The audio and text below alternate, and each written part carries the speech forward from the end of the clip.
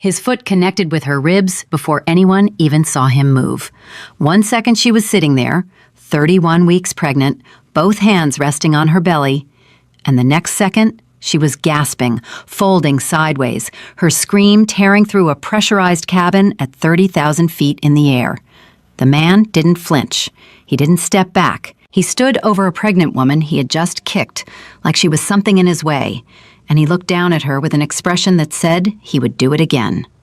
What happened in the next 5 minutes would ground that entire flight, end one man's freedom, and force an entire nation to look at itself in the mirror. If you've never heard this story before, stay right here until the very end. Subscribe to this channel, hit that notification bell, and drop a comment telling me what city you're watching from. I want to see just how far this story travels.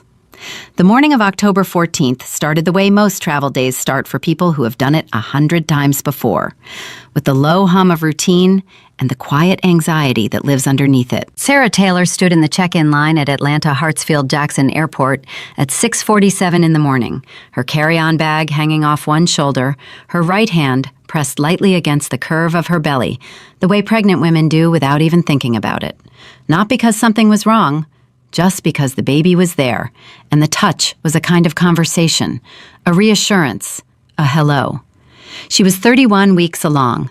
Her husband, Michael Taylor, stood just behind her, 2 boarding passes already pulled up on his phone, coffee in his other hand, the large one, because they had been up since 4:30, and neither of them had slept particularly well.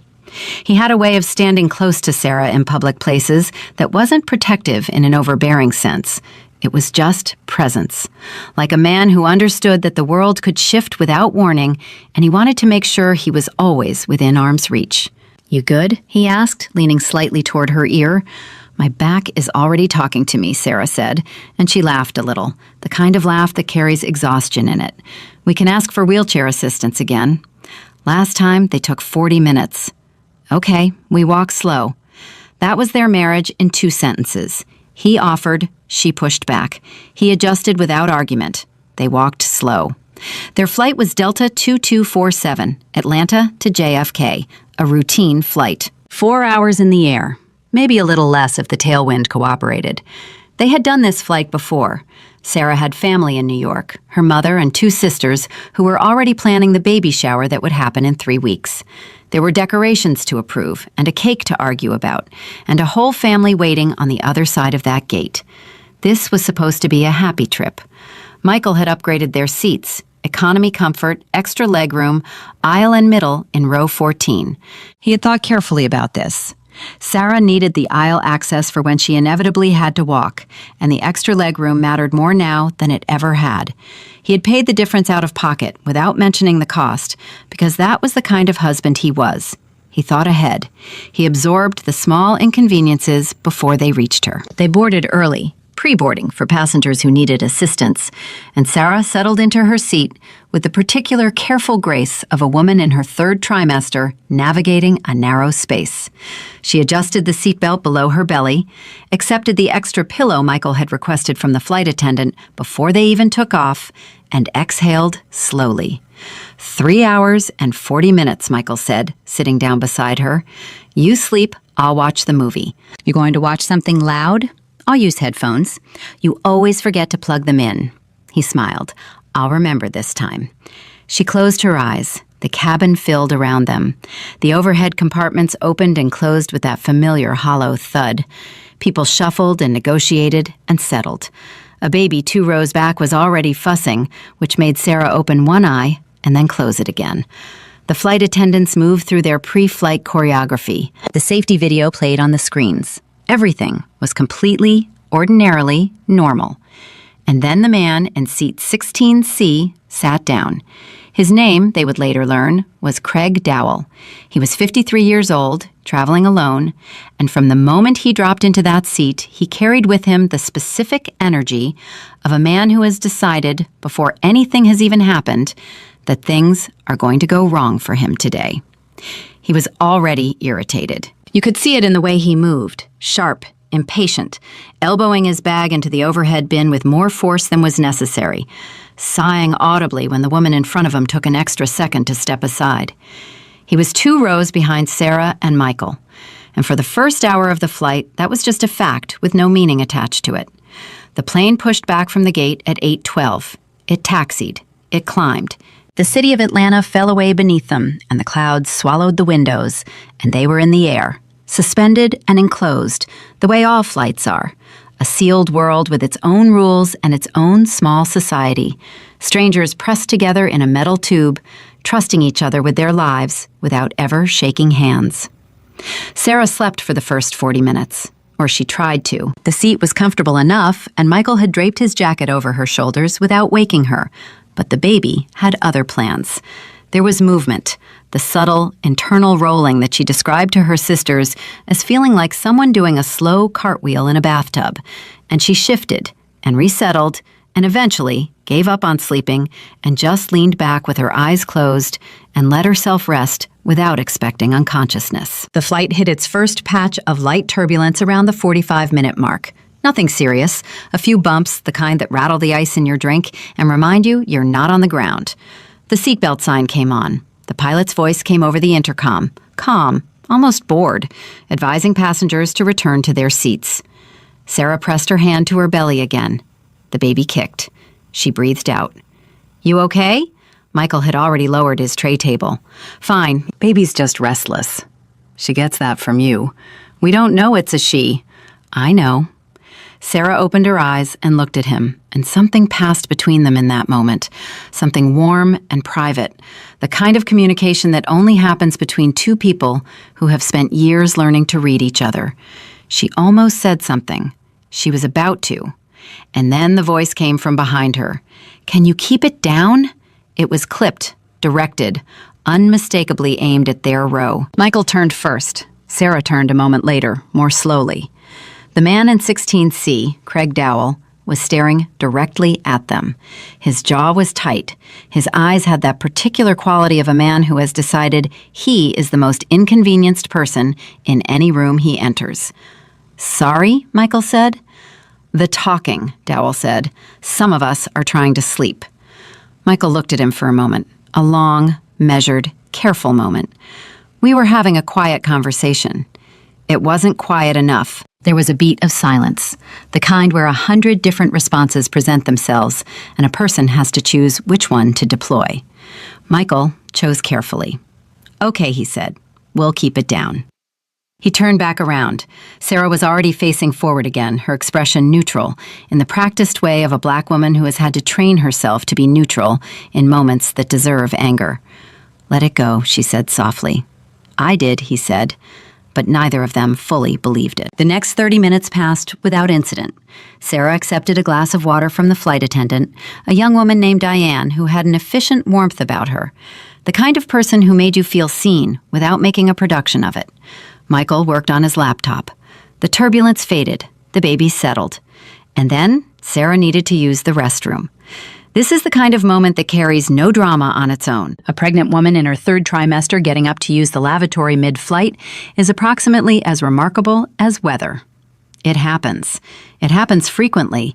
It is a simple physical fact of being 31 weeks pregnant and sitting in a pressurized cabin for multiple hours. She unbuckled carefully. Michael stood to let her out. She moved into the aisle, one hand on the headrest for balance, and began making her way toward the back of the plane. She had to pass row 16. Dowell's bag was partially in the aisle, not fully blocking it, but enough that Sarah, navigating with the careful, wide-based walk of a woman whose center of gravity has shifted dramatically, had to angle slightly to get past it. "Excuse me," she said, polite, automatic. Dowell looked up from whatever he was doing and said nothing. He didn't move the bag. She squeezed past it, made it to the lavatory, did what she needed to do, took her time because the small room gave her a moment of privacy, and her back was aching, and she allowed herself 30 seconds to just stand at the tiny sink and breathe. When she came back, Dowell had shifted in his seat. He was now angled slightly into the aisle, his shoulder forward, his legs extended in a way that read as casual and deliberate at the same time. Sarah moved to pass him, one hand on the headrest ahead of her, and she said, "Excuse me," again, because that was who she was, the kind of woman who said "excuse me" even when she shouldn't have to. Dowell looked directly at her. And then he said something. It was low enough that the passengers around him couldn't hear it clearly, but Sarah heard it, and her face changed. She didn't stop moving. She kept walking, making her way back to row 14, settling back into her seat with the careful, deliberate calm of someone who has made a decision about how to respond to something. Michael watched her face. "What happened?" he said. "Nothing." "Sarah." She looked at him. Her eyes were steady, but her jaw was tight. He said something. "What did he say?" She shook her head. "I don't want to repeat it." Michael went very still, the stillness of a man who has been trained by life and experience to hold himself in place when everything in him wants to move. He turned slowly to look back at 16C. Dowell was looking at his phone, the picture of disinterest. "I'm going to talk to the flight attendant," Michael said. "Michael, I'm just going to talk to her." He flagged down Diane, who came to their row with her practiced attentiveness. Michael spoke to her quietly, explaining what had happened. Diane's expression shifted, a slight tightening around her eyes. She nodded. She said she would address it. She moved back toward row 16. From 14 rows away, Michael watched her lean down and speak to Dowell. He watched Dowell's response, a dismissive wave of one hand, a shrug, a few words delivered with the bored confidence of a man who does not believe anything will come of this conversation. Diane nodded again, said a few more words, and came back. "I've spoken to him," she told Michael. "He says he didn't say anything offensive. I've reminded him of the airline's code of conduct. And if he does it again?" Diane paused. "I'll escalate to the senior flight attendant." Michael looked at her for a moment. "Thank you," he said. He sat back down. Sarah was leaning slightly forward, one elbow on the tray table, rubbing slow circles at her lower back. "What did he say to you?" Michael asked again, softer this time. She was quiet for a moment. Then, "He told me I shouldn't have been allowed to fly, that I was going to be a problem for everyone on board." She paused. "He said it in a way that wasn't about the pregnancy." Michael understood exactly what she meant. He didn't push for more. They sat in silence for a while. The flight moved on. The clouds outside the windows changed texture. A meal service began 2 rows ahead of them, the smell of warm food moving slowly down the cabin. A child somewhere near the front laughed at something on a tablet screen, the sound bright and uncomplicated. Sarah accepted a meal. Michael didn't feel like eating. He was watching. He didn't make it obvious. He had learned long ago that obvious watching escalates things, and his job right now was to get his wife and his unborn daughter to New York safely and without incident. But he was watching, and somewhere in the back of his mind, something was telling him that this was not over. It wasn't over. 40 minutes later, the flight hit another patch of turbulence. This one was sharper, the kind that pulls a small collective gasp from the cabin, where drinks slosh and magazines flutter, and the overhead bin locks rattle in their casings. The seatbelt sign came on again. The pilot's voice, the instruction to remain seated. Sarah gripped the armrest. The baby moved, hard and sudden, in a way that made her breath catch. Michael's hand covered hers immediately. "I'm fine," she said. "I know you are." The turbulence lasted about 90 seconds and then smoothed out. People exhaled. The flight attendants, who had braced in their jump seats, stood and resumed their movements through the cabin. Normal resumed its fragile governance over the aluminum tube, hurtling through the atmosphere. And that was when Sarah shifted in her seat, reaching behind her to readjust the small pillow against her lower back, angling her body in the way that a pregnant woman in an economy seat must constantly adjust and readjust. And her elbow in the process pressed briefly against the back of the seat ahead of her. A single, inadvertent jostle, the kind of thing that happens on airplanes approximately 1,000 times a flight. The man in the seat ahead of her turned around. It was not Craig Dowell. The seat directly ahead of Sarah was occupied by a middle-aged woman who was already asleep and didn't notice anything. But Dowell, in 16C, had apparently been watching, and he had apparently decided that this was the moment. He stood up. In a crowded airplane cabin, a person standing up while the seatbelt sign is on is already conspicuous. People noticed. Heads turned. Diane, who was 2 rows forward with a trash bag, looked up. Dowell stepped into the aisle. He moved forward, and he stopped at row 14. He was looking down at Sarah. "You've been doing that the entire flight," he said. His voice was no longer low. It was clear and sharp and meant to be heard, moving around, making noise, disturbing every single person near you. Sarah looked up at him, calm, steady. "Sir, I would appreciate it if you'd go back to your seat." "I'll go back to my seat when I'm finished saying what I have to say. Then I'll ask the flight attendant to assist you." She did not break his gaze. Michael had already turned fully around in his seat. "Hey, back up. She asked you to step back." "I'm not talking to you. I'm talking to you." Michael's voice was even, controlled in a way that sounded almost like quiet. "You need to go back to your seat. Right now." Diane was moving toward them. Another flight attendant, a man named Kevin, had appeared from the galley at the back. The cabin had gone very, very still. The child who had been laughing was not laughing anymore. Dowell looked at Michael with an expression that Sarah would later describe in her statement as contemptuous, as though Michael had said something amusing, as though the idea of being told what to do was funny to him. And then Dowell turned back to Sarah, and he brought his foot back, and he kicked her. Not a nudge, not an accidental brush, a deliberate, hard kick, his shoe connecting with Sarah's left side, just below the ribs, with a force that rocked her sideways in her seat. The sound she made was not a scream so much as a cry, sudden, involuntary, the kind of sound a person makes when their body is struck without warning and their brain has not yet caught up with what has happened. Her hands flew to her belly, her eyes went wide. The cabin did not erupt, it did something worse. It went absolutely silent. And then Michael Taylor was on his feet. He did not touch Dowell. He did not have to. He placed himself between Dowell and his wife with a precision that was almost surgical, close enough that Dowell instinctively stepped back, but with both hands open and visible at his sides, because Michael Taylor had spent his entire adult life being a black man in America, and he understood with perfect clarity what a black man could and could not do in this moment without becoming the story. So he stood, and he spoke. "Touch her again," he said, and his voice was so quiet and so absolute that it seemed to come from somewhere deeper than his chest. "And I promise you, the rest of your life looks different." Dowell opened his mouth. "Don't," Michael said. Diane had reached them. Kevin was right behind her. Dowell was saying something. Justifications, denials, the reflexive verbal backpedaling of a man who has gone further than he planned and is now trying to reassemble the narrative in his favor. But the cabin wasn't listening to him.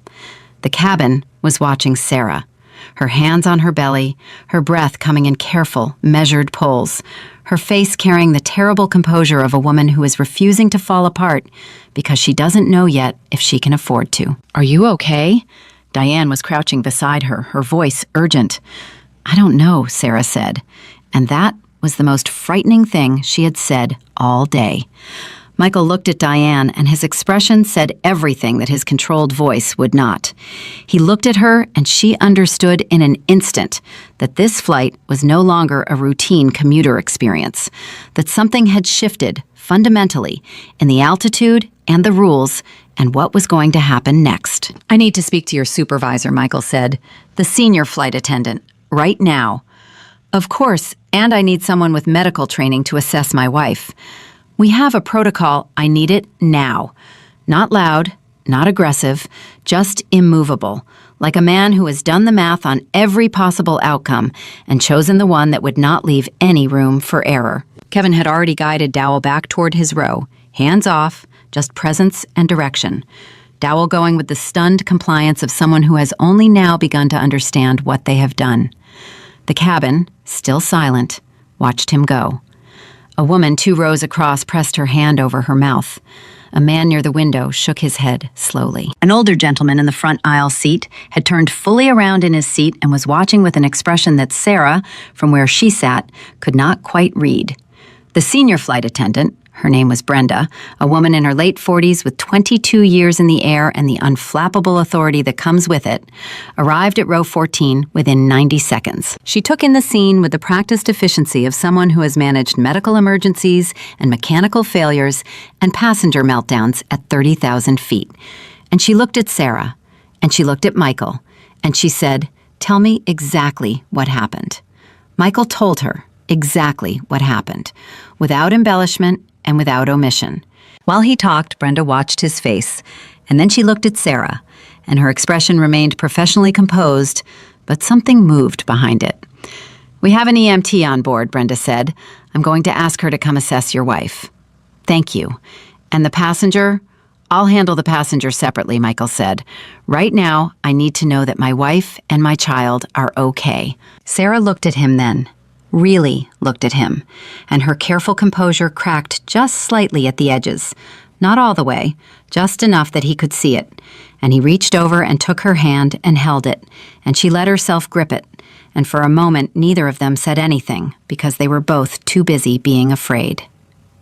The EMT was a woman named Dr. Patricia Nguyen, a Californian on her way home from a conference in Atlanta who had been half asleep in seat 22A and arrived at row 14 with the quiet alertness of a person whose training had snapped them fully awake.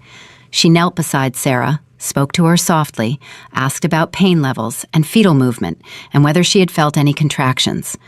Sarah answered each question with the careful precision of a woman who needed to know the truth, not just to feel better. "The baby's moving," she said. "I can feel her." "That's a good sign," Dr. Nguyen said. She paused. "I want to be honest with you. I can't perform a full assessment here, but I can tell you that your vital signs look stable, you're not in visible distress, and the fetal movement is reassuring. If the pain doesn't escalate, you're likely okay, but you need to be evaluated by an OB as soon as you land." "How soon can we land?" Michael asked. He was already looking at Brenda. Brenda met his eyes, and in that moment, Michael made a decision. "Get me the captain," he said. The cabin that had been silent now buzzed softly, the low, charged murmur of 200 people processing what they had witnessed and where it was going. Someone was crying quietly. Someone else was typing on a phone. A small child was asking her mother a question in a persistent whisper, and the mother was not answering. Brenda looked at Michael for one moment longer than necessary. Then she nodded, and she walked toward the front of the plane. What happened in the next 4 minutes happened quickly, and it happened in ways that no one on board, not the passengers, not the crew, not Craig Dowell sitting in 16C staring at the seat back in front of him, had anticipated. Because what Brenda found when she reached the cockpit was not a captain who needed convincing. What she found was a captain who had already been told via the crew intercom exactly what had occurred in row 14. A captain who had been in the air for 22 years and had never once diverted a flight for a passenger altercation. A captain who looked at Brenda and said, quietly and without drama, "What do we need to do?" And Brenda said, "The passenger's wife is 31 weeks pregnant. She was struck deliberately. We have an EMT on board who says she needs to be evaluated. The husband is asking to land." The captain was quiet for a moment. Then he reached for the radio. Back in row 14, Michael was on his phone. He had pulled it out the moment the seatbelt sign went dark for a brief interval, and he had dialed a number from memory, and a voice had answered on the second ring. "Marcus," Michael said, "I need you listening." Marcus Webb had been Michael Taylor's attorney for 11 years. He had handled 3 contract negotiations, a workplace discrimination case, and the closing on their house in Decatur. He was the kind of lawyer who did not ask you to explain yourself twice.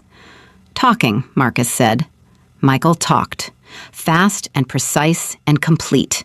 He described the flight number and the seat numbers and what the passenger had said to Sarah on her way to the lavatory and what he had said, loud enough for witnesses to hear, and what he had done and the sound Sarah had made and the way her hands went to her belly and the EMT's assessment and the flight attendant's response and the name of the airline.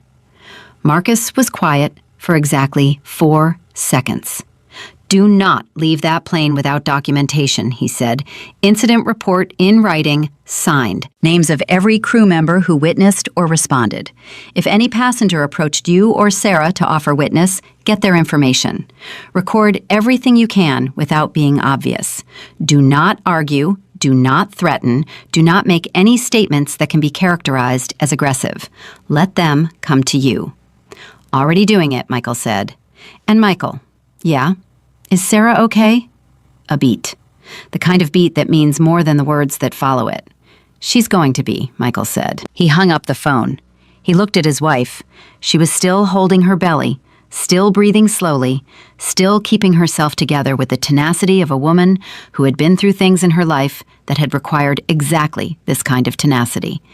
She met his eyes. What did Marcus say? He said, "We have a case." Sarah nodded slowly. "I know we have a case." And he said, "You're the bravest person he's never met." That made her laugh, short and surprised and real. He did not say that. He would, though, if he'd met you. She squeezed his hand. And then, over the intercom, the captain's voice came on. Calm, measured. The practiced neutral of 22 years in the air. And he said the words that made 200 passengers look up from their screens and their armrests and their polite avoidance of each other. He said, "Ladies and gentlemen, due to an onboard security concern, this flight will be making an unscheduled landing. We apologize for the inconvenience and ask that you remain seated with your seatbelts fastened." The cabin erupted, not in panic, in noise, in the specific, volatile noise of a contained space full of people who have just been told their plans have changed and who need immediately to talk about it. Voices everywhere, questions, the percussive percussion of seatback trays snapping up and phones being unlocked and bags being checked under seats. Craig Dowell said nothing. He sat in 16C and stared ahead, and the man sitting beside him, a quiet man named Arthur, who had seen everything and said nothing, because Arthur had learned long ago that saying nothing in these situations was the price of a quiet life, looked at him once and then looked away. And Sarah Taylor leaned back in her seat with her husband's hand in both of hers and her daughter moving slow somersaults inside her, and she breathed, in and out, in and out. The way she had been breathing through hard things her whole life, the way her mother had breathed, the way her grandmother had breathed, the long, slow inhale of a woman who knows that the storm is not over yet, but has decided, nevertheless, that she is still here and she is still standing, and whoever thinks otherwise has badly underestimated her. She was still here. The plane banked slightly as it began its descent, and 200 passengers felt it in their stomachs before they understood it in their heads. The change in altitude was subtle but unmistakable, the kind of shift that experienced flyers recognize immediately as unscheduled. Trays rattled. Someone near the back said, "Why are we going down?" loud enough for 3 rows to hear. A child started crying again, the same child from before, as though she had known all along that something was wrong with this particular flight. Craig Dowell felt it too. He pressed both palms flat against his thighs and stared straight ahead and did not move. Brenda came back down the aisle with the particular walk of a senior flight attendant who needs to project calm while moving quickly. She stopped at row 14. Michael looked up at her, and she held his gaze steadily. "The captain is diverting to Charlotte Douglas," she said. "We'll be on the ground in approximately 32 minutes. "And the passenger," Michael said. "He's been asked to remain in his seat. We have a crew member positioned in that row." "Has anyone documented what happened?" Brenda reached into her jacket pocket and produced a small notepad.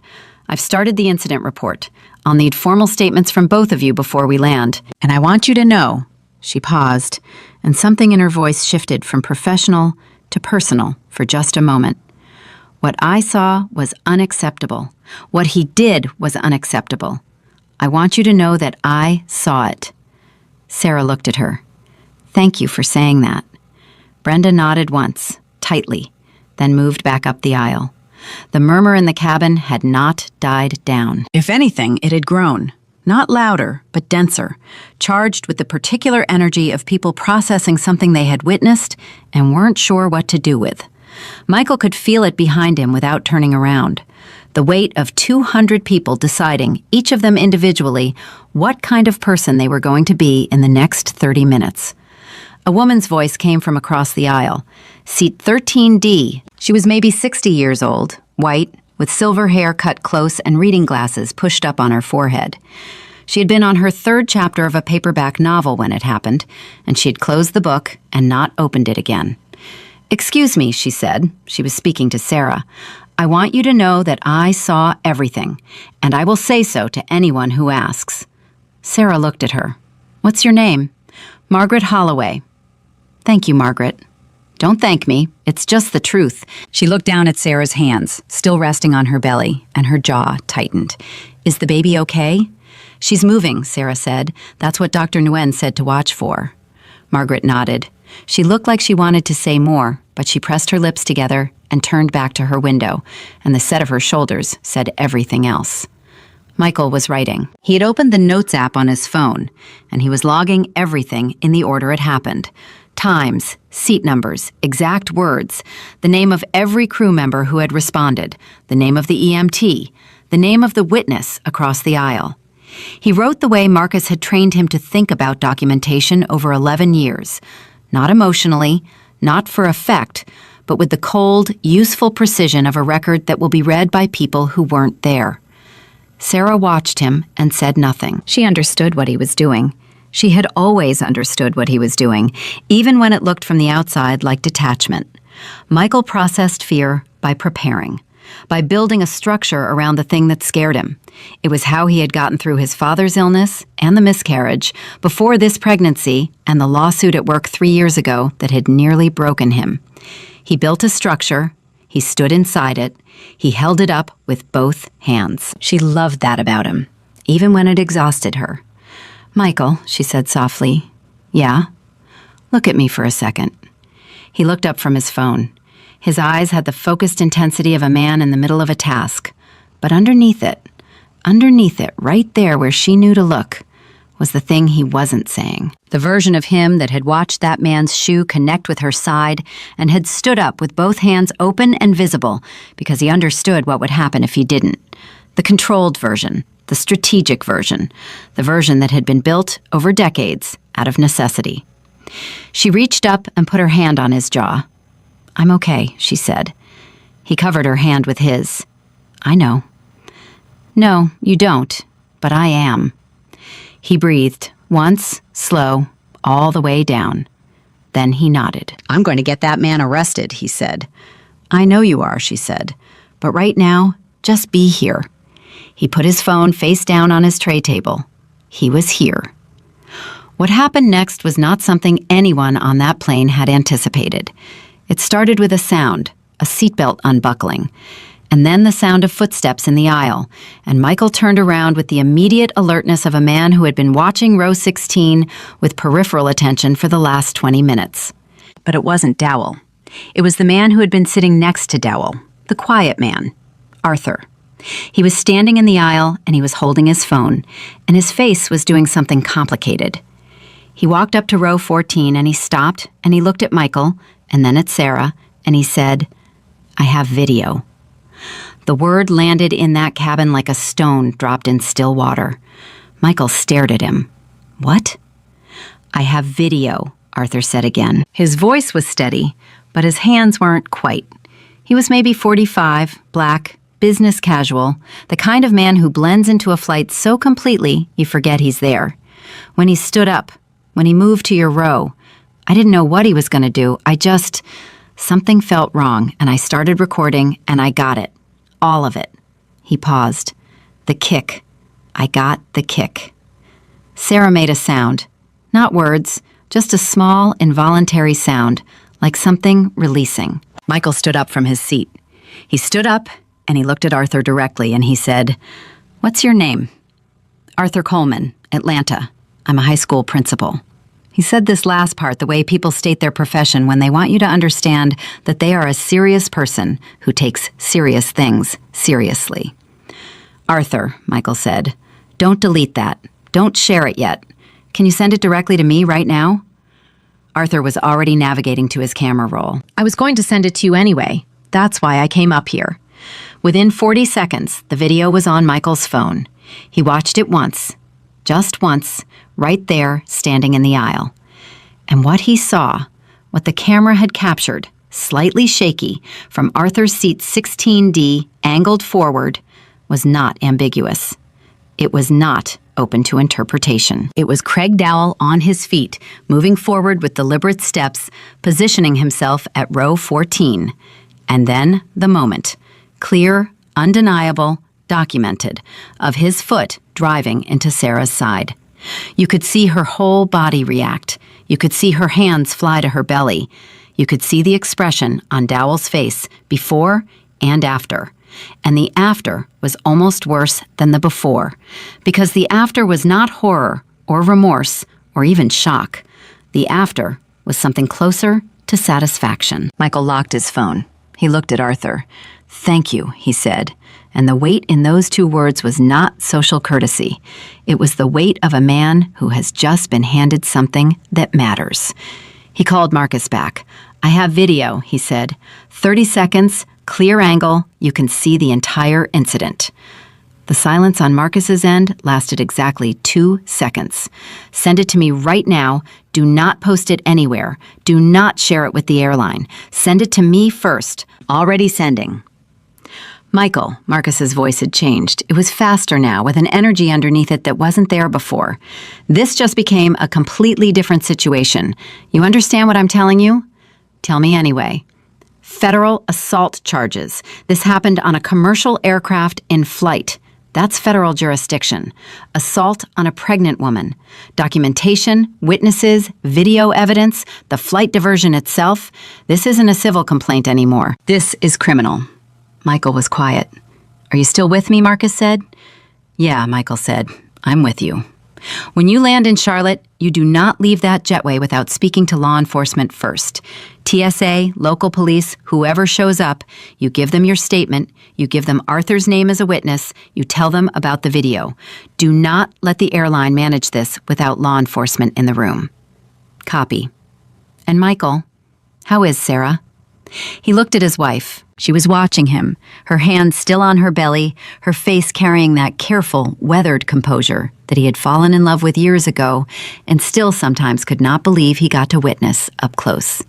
"She's the strongest person I know," he said. 2 rows behind Michael and 3 rows ahead of Craig Dowell, a young woman named Priya had spent the last 15 minutes with her phone pressed against her chest and her heartbeat doing something irregular. She was 27 years old, first-generation American, and she had watched the whole thing from the window seat of row 15. And what she had seen had reached into her and grabbed something she couldn't name yet. She looked at the woman next to her, a stranger, 50s, who had spent most of the flight doing a crossword, and she said, "Did you see what happened?" The woman looked up. "I heard it. I saw it. All of it." Priya swallowed. "Should I want to go say something to her, to the woman. Is that weird?" The crossword woman looked at her for a moment with the frank assessment of someone who has lived long enough to know the value of small courage. "It's not weird," she said. "Go." Priya unbuckled her belt. She moved forward to row 14 and she stood at the edge of the aisle, and Sarah looked up at her and waited. "I just wanted to say," Priya started, and then her voice did something unexpected and she had to pause. "I'm sorry. I should have said something sooner. I should have said something when he was being rude to you before. I heard what he said when you walked past him, and She stopped. "I looked away. I'm sorry." Sarah looked at this young woman, her careful remorse, the way she was holding herself accountable for something that was not her fault, but that she had taken ownership of anyway, and felt something complicated move through her. "You're here now," Sarah said. "I want to give you my information, as a witness, if you need it." "I do need it. Thank you." Priya took out her phone and opened her contacts, and Sarah did the same, and they exchanged information there in the aisle of a diverted flight descending into Charlotte. 2 women who had not known each other existed 90 minutes ago. Kevin, the flight attendant from the rear galley, had been positioned in the row across from Dowell since the captain made the announcement. He was 29 years old and had been in the air for 4 years and had dealt with drunk passengers and medical emergencies and one memorable incident involving a therapy animal and a carry-on bag. But he had never dealt with anything like this. He stood in the aisle and he watched Dowell, and Dowell sat in his seat and said nothing. But then Dowell spoke. "This is ridiculous," he said. Not loudly, not to Kevin specifically, just out loud, the way a man speaks when he wants to be heard but doesn't want to be directly addressed. Kevin said nothing. "Diverting a flight," Dowell continued, "over nothing." Kevin looked at him. "Sir, I'd encourage you to wait and speak with law enforcement when we land." Dowell looked at him sharply. "Law enforcement?" "Yes, sir." A pause. Something moved across Dowell's face. Not guilt exactly, more like recalibration. The rapid internal adjustment of a man who has just understood that the situation he thought he was in is not the situation he is actually in. "I want to speak to the captain," Dowell said. "That won't be possible during landing approach." "Then I want to make a statement. I want to go on record that what happened was provoked." Kevin looked at him with the professional flatness of a man who has been trained not to react. "I'll let the senior flight attendant know you'd like to make a statement when we land." "It was provoked," Dowell said again, and this time there was something different in his voice, something that wasn't anger, something that sounded, underneath all the bristle and entitlement, like the first faint note of fear. Kevin heard it. He said nothing. He turned back to face forward, and he stood in the aisle, and he waited for the wheels to hit the ground. The descent into Charlotte was quiet. The cabin had that particular stillness of a space where everyone is processing simultaneously, and no one wants to be the first to speak. Trays were stowed, seats were upright. People looked at their own hands or at nothing in particular. Michael had stopped writing. He was sitting with Sarah's hand in his thumb moving slow circles across her knuckles, the way he did when he needed to calm himself, but wanted her to think he was calming her. She let him.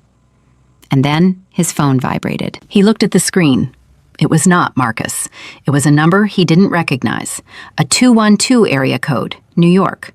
He answered. "Is this Michael Taylor?" The voice was a woman's, clipped, professional, fast. "Who is this?" "My name is Denise Park. I'm a producer at CNN. We've received information about an incident on Delta Flight 2247. Are you the passenger whose wife was assaulted?" Michael went very still. "How did you get this number?" he said. "I'm not able to share that right now, but I can tell you that we've already received footage." "What footage?" His voice had dropped to something almost toneless. "Social media.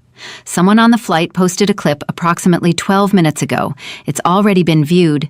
Michael hung up. He looked at Arthur's seat. Arthur was on his phone. His face was doing that complicated thing again. Not guilty exactly, more like a man who has done something and is only now understanding the full dimension of what he has set in motion. Michael stood up and moved back to row 16. He crouched down in the aisle beside Arthur's seat at eye level, and he spoke very quietly. "Did you post the video?" Arthur looked at him. It was already out there. Someone else must have." "Arthur." Not anger, not accusation, just the flat, careful question of a man who needs an exact answer. "Did you post it?" A pause that was about a second too long. "I sent it to my brother. I told him not to share it. He must have..." Michael closed his eyes for exactly 3 seconds. He opened them. "Okay," he said. "I'm sorry. I wasn't thinking." "It's out now," Michael said. Not forgiving, not condemning, just stating a fact and adjusting to it the way he had been adjusting to facts his entire life. He stood up. He went back to his seat. He called Marcus again. "The video is on social media," he said. Marcus cursed once, under his breath. Then, "How long?" 12 minutes, maybe more. CNN already called me. "Okay." Michael could hear Marcus shifting into another gear. Faster, sharper. "Okay, this changes the timeline, but not the strategy. Don't speak to any media before we talk. Don't confirm or deny anything. When you land, law enforcement first, then we talk. If anyone calls you again in the next 20 minutes, you say no comment and hang up." "How bad is the spread?" "I'm looking at it right now. Michael?" A pause that lasted just long enough to mean something. "It's bad for him. People are watching this. A lot of people." Sarah was watching Michael's face through all of this. She could read him the way only a person who has shared 10 years of a life with someone can read them. The micro-expressions, the set of his jaw, the way his breathing changed. She didn't ask what Marcus said. She could already see it in the way Michael straightened in his seat. The video was out. The world was watching. The landing was clean and fast. The reverse thrust, the deceleration, the familiar compression of a plane reclaiming its earthbound weight. The roll toward the gate, the cabin beginning to unbuckle even before the seatbelt sign went off, which it didn't. Brenda's voice came over the intercom with a firmness that cut through the noise. "Ladies and gentlemen, this is a reminder that you must remain seated with your seatbelts fastened until the seatbelt sign is turned off. At this time, we ask all passengers to please remain in your seats. We will be meeting law enforcement officers when we arrive at the gate. We ask for your cooperation and patience. The cabin noise changed again, different in pitch, different in texture. The murmur of 200 people recalibrating. Not just a diverted flight now, but a crime scene. Craig Dowell had stopped talking entirely. Michael reached over and took Sarah's hand. She squeezed it once, hard, and then let out a long, slow breath. "We're okay," he said. "I know. I need you to do something for me." She looked at him. "I need you to let me handle the next 20 minutes, he said. "I need you to sit and let me work. Can you do that?" "I can do that," she said. "But Michael." "Yeah?" "Make it count." The plane stopped at the gate. The jetway connected. The door did not open immediately. 2 full minutes passed where nothing happened, which in the context of a sealed aircraft is an immense amount of time. People shifted. People whispered. Kevin stood at the door with his hands clasped in front of him. And then the door opened. They were not airport staff who came through first. They were 2 Charlotte-Mecklenburg police officers, moving with that specific, measured authority of law enforcement entering a situation that has been explained to them and that they have already formed a preliminary picture of. Behind them was a 3rd officer, and behind him, a Delta Airport supervisor in a blazer, and behind her, a woman Michael didn't recognize who was carrying a medical bag. The officers spoke briefly with Brenda. She pointed toward row 14. One officer moved forward. The other positioned himself near row 16. The officer who reached Michael was a man in his late 30s, broad-shouldered, calm. His name tag read, Officer Dennis Harris. "Mr. Taylor," he said. "Yes." "I'm Officer Harris. I understand your wife was assaulted during this flight. I'd like to take your statement. Are you both okay to speak right now?" "My wife needs to be assessed first," Michael said immediately. "She's 31 weeks pregnant. She was struck in the ribs. She's been monitored by an EMT on board. I need someone to look at her before anything else." Harris turned and indicated to the woman with the medical bag, who came forward and began her assessment of Sarah efficiently and quietly. Michael watched and then turned back to Harris. "I have a video," Michael said. "I have a witness who recorded the entire incident on his phone. I have a second witness who heard the verbal altercation beforehand. I have the name of the senior flight attendant who responded and the onboard EMT. I want to make sure all of this is part of a formal report and that the passenger in seat 16C does not leave this aircraft before being detained." Harris looked at him steadily. There was something in the officer's expression, not surprise exactly, but a kind of attention. The look of a person encountering someone who knows exactly what they're doing. "We're aware of who the individual is," Harris said. "He will be interviewed before leaving the aircraft." "Interviewed," Michael said. The word landed flat. Harris held his gaze. "That's the first step of our process, Mr. Taylor. My attorney is Marcus Webb. You can expect to hear from him within the hour." He said this without aggression, without posturing, just information. The kind of statement that a man makes when he wants something on the record. Harris nodded. Understood. Behind Michael, down in row 16, the second officer was speaking to Craig Dowell. Whatever Dowell was saying, he was saying it with his hands moving, that restless, defensive gesturing of a man constructing a version of events.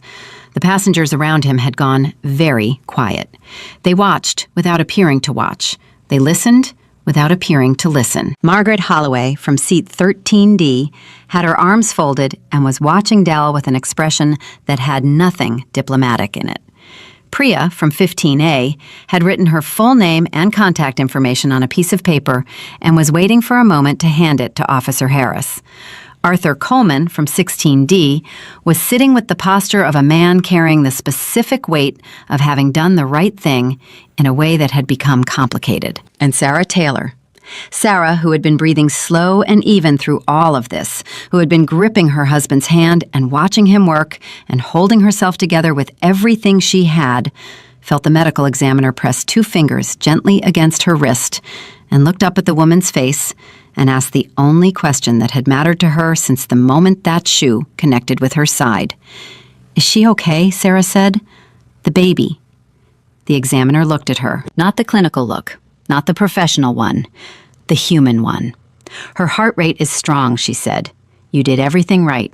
You stayed calm, you monitored movement, you got assessed quickly. She's okay." Sarah closed her eyes, and for the first time since 30,000 feet, since the moment her body took a shock that no pregnant woman should ever have to absorb, since the moment her hands flew instinctively to protect the person inside her, for the first time, Sarah Taylor let herself feel it. Just for a moment, just a few seconds where her composure broke and she pressed both hands to her face and breathed and shook and breathed again. Michael saw it. He didn't say anything. He just put his arm around her shoulders and held her, because he understood that this was not weakness. This was what it looked like when a strong woman finally had permission to be human. Outside the aircraft, on the tarmac, 2 more officers had arrived. A Delta regional supervisor was on the phone, and somewhere in a newsroom in New York, a producer was watching 32 seconds of phone footage that was already sitting at 400,000 views and climbing fast. The world was about to know Sarah Taylor's name. The jetway was cold. Not the aggressive cold of a winter morning, but the particular chill of a climate-controlled corridor that exists between one world and another, between the sealed, pressurized reality of the aircraft and whatever was waiting on the other side. Sarah felt it on her arms the moment she stepped off the plane, and she pulled Michael's jacket tighter around her shoulders and kept walking. They were not walking alone. Officer Harris was beside them, and Brenda had come off the plane as well, and the medical examiner, whose name Sarah had learned was Sandra, stayed close on her left side. Behind them, still on the aircraft, Craig Dowell was speaking to the second officer. Sarah did not look back. She had made a decision before she stood up from her seat that she was not going to look back at that man again. Not today, not in that jetway, not until she was ready to look at him the way she intended, across a courtroom with Marcus Webb standing next to her husband. The gate area at Charlotte Douglas had been partially cleared. A Delta supervisor named Ron, 50s, wire-rimmed glasses, the permanently apologetic posture of a man whose job is to absorb other people's crises, was waiting for them at the end of the jetway. He stepped forward with his hand extended and his mouth already forming the shape of an apology. Michael looked at the hand and did not take it. Ron's hand dropped. He recalibrated. "Mr. and Mrs. Taylor, on behalf of Delta Airlines, I want to express our sincerest—" "Ron," Michael said. His voice was even, almost pleasant. "I need a private space for my wife to sit down. I need water. I need a written incident report from your crew, signed before anyone leaves this terminal. And I need confirmation that the passenger in 16C is being detained and not simply escorted to another gate." Ron blinked. "I can absolutely arrange. I also need you to understand that my attorney is already aware of what happened on this flight, that there is video documentation of the assault, that the video is currently circulating on social media, and that anything your airline says or does in the next hour will be part of the record." Michael paused. "That's not a threat, Ron. That's information. So that we're working with the same picture." Ron looked at him for a moment, with the expression of a man who had prepared for one kind of conversation and found himself in a completely different one. Then he nodded, slowly, and said, "Follow me, please." They were taken to a Delta Sky Club that had been quickly cleared of its regular occupants, a small, panicked courtesy that Sarah registered and found almost funny in a dark way, the speed at which a corporation can move when liability walks through its doors. She sat down on a couch that was far more comfortable than anything on the aircraft had been, and Sandra sat beside her and quietly continued the assessment she had started on the plane. And Michael stood near the door and watched the room with the contained alertness of a man who is not done yet, not even close. Sarah's phone was ringing. It had started ringing while they were still on the jetway and hadn't really stopped. Her sister Diane, the one in New York, the one who had been planning the baby shower, the one who called twice before leaving a voicemail and then called again, was now on her 4th attempt. Sarah answered. "Diane." "Oh my God." Her sister's voice broke on the first syllable. "I saw the video, Sarah. I saw it. It's everywhere. I called Mama and she's—" "Sarah, are you okay? Is the baby—" "The baby is okay," Sarah said. Firm, clear. Because she understood that the most important thing she could do right now for her mother and her sisters was to say that sentence and mean it. The baby is okay. I'm okay. We're in Charlotte. We just landed. Michael is handling everything. Who was that man? Who does something like that? I don't know who he is yet, Sarah said, but I promise you, by the time I'm done, everybody will. She hung up and looked at her hands. They were steady. She was surprised by that, actually, that her hands were steady. She had expected them to shake, but they weren't shaking. They were just hands, resting on her belly, the same way they had been resting all morning, the same way they would keep resting until her daughter came into the world and she could hold her with them instead. Marcus Webb landed in Charlotte 40 minutes later. He had not been in Charlotte when Michael called. He had been in his office on Peachtree Street in Atlanta. In the middle of a deposition he had immediately adjourned, and he had gotten to Hartsfield-Jackson in 22 minutes and onto the first available flight to Charlotte in 11 more. This was the kind of man Marcus Webb was. When a client he had known for 11 years told him that his pregnant wife had been assaulted at 30,000 feet, Marcus Webb did not finish his deposition. He came through the Sky Club door with his briefcase in one hand and his phone in the other, and his tie still straight. And he looked at Michael and then at Sarah, and he said, without ceremony, "How is she?" "She's good," Michael said. "The baby?" "Good." Marcus exhaled. Just once, through his nose, the full release of a man who has been holding his breath since a phone call on an aircraft. Then he straightened, and the lawyer came back fully, and he said, "Show me everything." They showed him everything.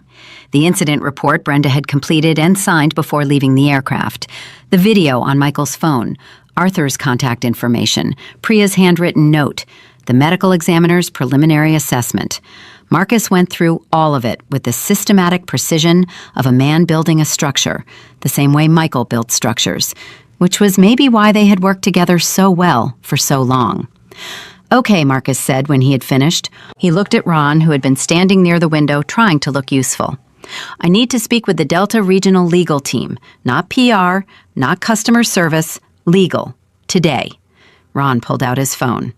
"I also need confirmation," Marcus continued, "that the individual from 16C has been formally detained by law enforcement and not simply issued a warning and released." Ron hesitated. Just a fraction of a second. Just enough. Michael caught it.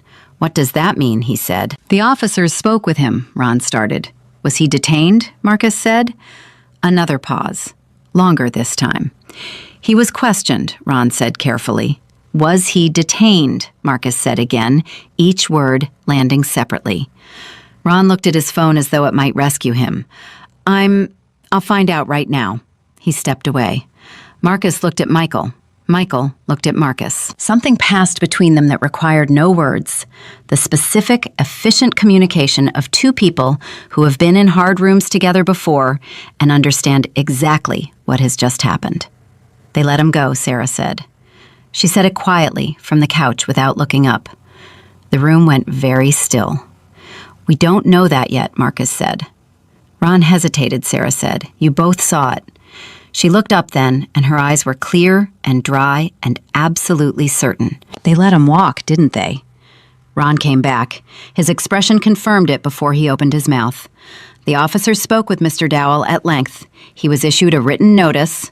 "A written notice," Michael said. "And he was released pending further." "He assaulted my pregnant wife on a federal aircraft," Michael said. And this time, the control in his voice slipped, just slightly, just enough to hear the thing underneath it. "On camera, with witnesses." And he was issued a written notice. The officers determined that, "Marcus," Michael said. "I heard it," Marcus said. He was already typing on his phone. "I'm contacting the U.S. Attorney's Office for the Western District of North Carolina. This is a federal matter, and I want it handled as a federal matter." He didn't look up from his phone. "Ron, I need the names of the officers who responded to this aircraft. Full names, badge numbers, department." Ron's face had moved through several stages of discomfort and arrived somewhere near genuine distress. "I'll have to request that from—" "I'll get it myself," Marcus said. He looked at Sarah. "Sarah, I need you to understand something. What just happened, him walking, that is not the end of this. That is the beginning. Are you with me?" Sarah looked at her attorney.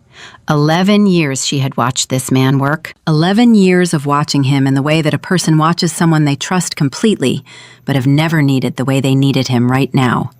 She was with him. She had been with him before he finished the sentence. "What do we do?" she said. "We go public," Marcus said. "Strategically, carefully, and today." The video had not stopped spreading. By the time Marcus said those 3 words in that Sky Club room in Charlotte Douglas, 32 seconds of footage, filmed by a high school principal from Atlanta, had been viewed by 2.4 million people and was climbing by approximately 90,000 views every 10 minutes. It had been shared by 3 major news accounts, picked up by 2 national morning programs, and was the top trending topic on 2 separate social media platforms. The clip showed everything. There was no ambiguity. There was no other angle. There was just a man and a pregnant woman and a shoe, and a sound that people who watched it described over and over in their comments as the thing they couldn't stop hearing. The comments were not gentle.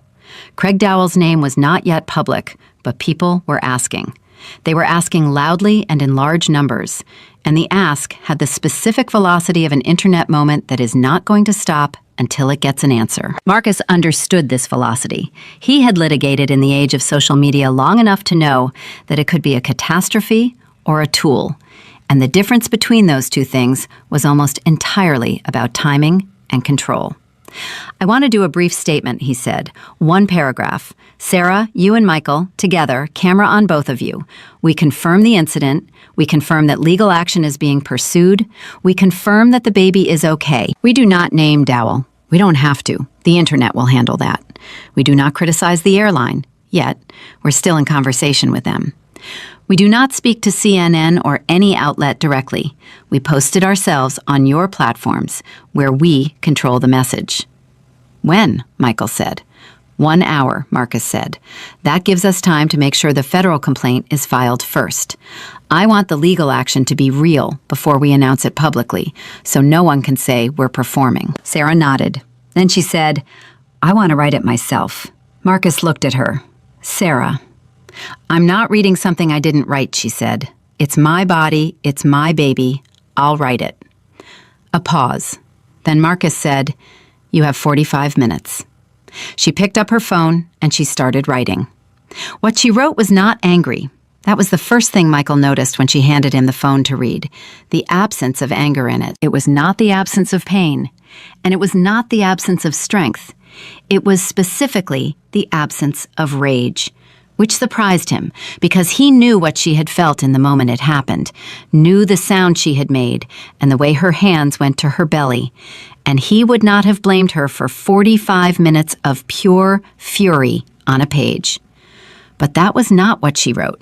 She wrote about her daughter. She wrote about sitting on a plane on the way to New York to see her mother and her sisters, who were planning a baby shower with decorations she hadn't approved yet and a cake she hadn't argued about yet, and how all she had wanted was to get there safely and eat too much food and let her family touch her belly and tell her she was glowing. She wrote about what it meant to be a Black woman navigating the world in a body that other people felt entitled to have opinions about, and how that entitlement had taken a physical form at 30,000 feet in a way she had not been prepared for. She wrote that her daughter was safe and moving, and that she intended to introduce her to a world that was better than the one she had experienced today. And she wrote, at the end, one sentence that Marcus read and did not suggest changing. She wrote, "He walked off that plane today, but he will not walk away from what he did." Michael read it twice. He looked up at her. He didn't say anything because there was nothing to say that the look didn't cover. Marcus read it and was quiet for a moment. "Post it," he said. The statement went up at 11:47 in the morning. By noon, it had been shared 60,000 times. By 12:15, it had been quoted in full by 4 national news outlets. And at 12:22, something happened that nobody in that Sky Club had anticipated. Craig Dowell's employer found the video. His employer was a mid-sized logistics company based in Charlotte, which was why he had been on that particular flight, returning from an Atlanta sales conference.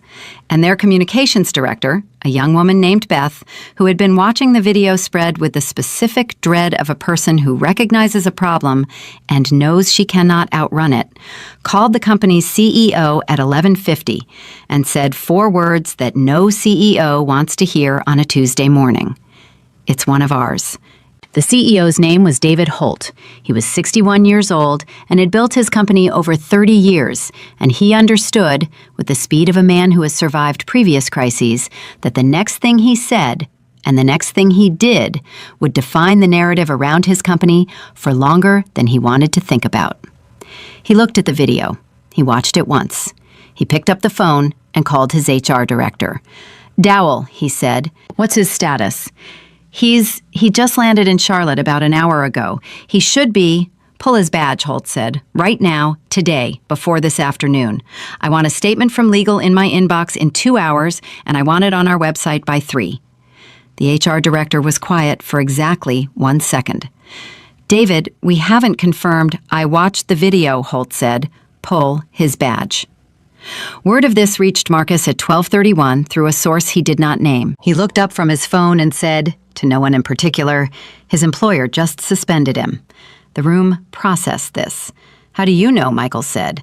"Because the company's communications director just sent a press release to 4 outlets and forgot to BCC. Marcus allowed himself a small, dry expression that on another day might have been called a smile. "It happens." Sarah was sitting forward on the couch. Her hands were in her lap. She was looking at Marcus with an expression that was not satisfaction and was not relief. It was something more complex than either of those. The face of a woman who has watched a first domino fall and understands that what comes next is not celebration, but work. "What does that mean for the criminal side?" she said. "It means the public pressure is working," Marcus said, "which is useful. But the criminal case doesn't run on public pressure. I've spoken with an AUSA, Assistant U.S. Attorney, who is familiar with the incident and is reviewing the video and the incident report. Federal assault on an aircraft is a serious charge.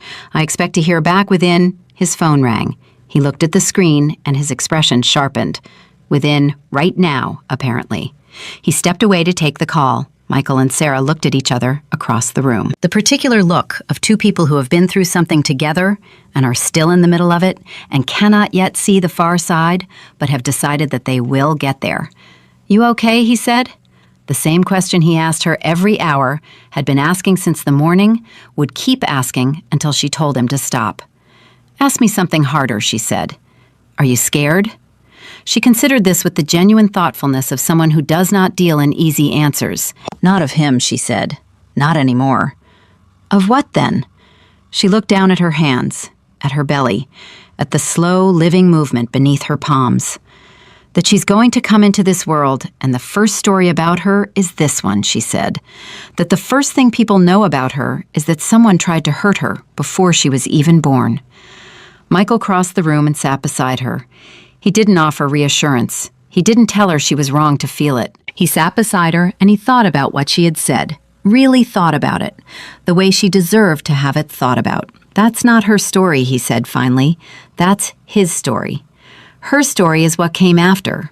Her story is you writing that statement. Her story is us sitting in this room making sure it matters." He paused. "Her story starts when she gets here, and we get to write that part." Sarah leaned against him, just for a moment, just the weight of her shoulder against his arm, the way a person leans against something they know will hold. Marcus came back into the room. His face said everything before his words did. "The U.S. Attorney's Office is opening a formal investigation," he said. "They've requested the video, the incident report, witness contact information, and the medical assessment. They've also requested the cockpit communication logs from Delta, specifically the captain's record of the diversion decision and the reason logged." He paused. "This is moving." "What does that mean for a timeline?" Michael said. "It means that Craig Dowell is not going to have a quiet week," Marcus said.